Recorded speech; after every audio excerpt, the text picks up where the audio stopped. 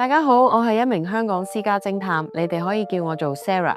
呢個係講有關我做香港私家偵探嘅分享頻道，可能係講關於我一啲業務分享、個案分享、工作日常，或者教你點樣分辨是非觀人於微，甚至乎有感而發嘅分享。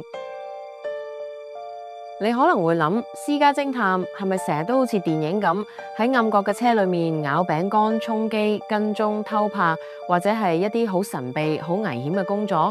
其實某程度上又真係嘅，但更多嘅時候，我哋做嘅嘢係好簡單，我哋只係負責將真相攞出嚟。真相係藏喺大話入面，要拆穿好多嘢先揾到。但係我哋做咗咁耐，我反而覺得真相由始至終都喺度，佢冇走過，冇變過，只係俾人刻意咁遮住，或者俾時間同誤會沖淡咗。而我哋嘅角色就係嗰個負責掃走灰塵、解開繩結嘅人。我成日同自己講，做呢行最忌就係加插情緒。我哋唔會去 judge 邊個啱邊個錯。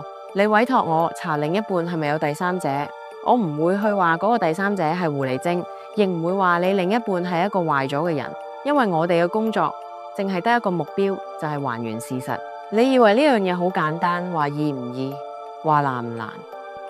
我哋處理過好多唔同嘅 case， 有啲係好簡單嘅尋人查子，可能係揾失散嘅親人或者走咗數嘅債仔；有啲係商業上嘅背景調查，合作夥伴聲稱自己財力雄厚，但係咪真係咁掂？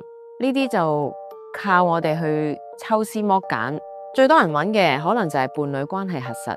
有人會問，唔信另一半係咪好可悲？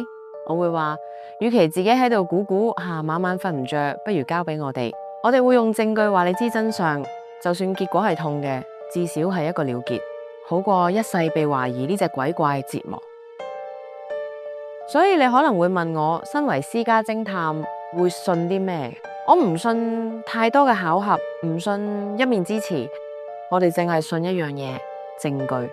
喺呢個充滿巧合同隱藏嘅世界，好多嘢表面睇可以好完美，但真相可能好醜陋。有啲嘢表面睇好絕望，但真相可能係一場誤會。我哋嘅職責就係幫你揭開呢層面紗。如果你而家咁啱喺度揾緊一個真相，無論係關於親人、愛人、合作夥伴，甚至係會影響你自己嘅糾結，唔使再一個人亂咁估，你可以揾我哋傾下。你只需要私信我哋，講低你嘅疑惑，之後嘅嘢就交俾我哋。真相一直都喺度，只係等你準備好去揭開佢。所有對話絕對保密。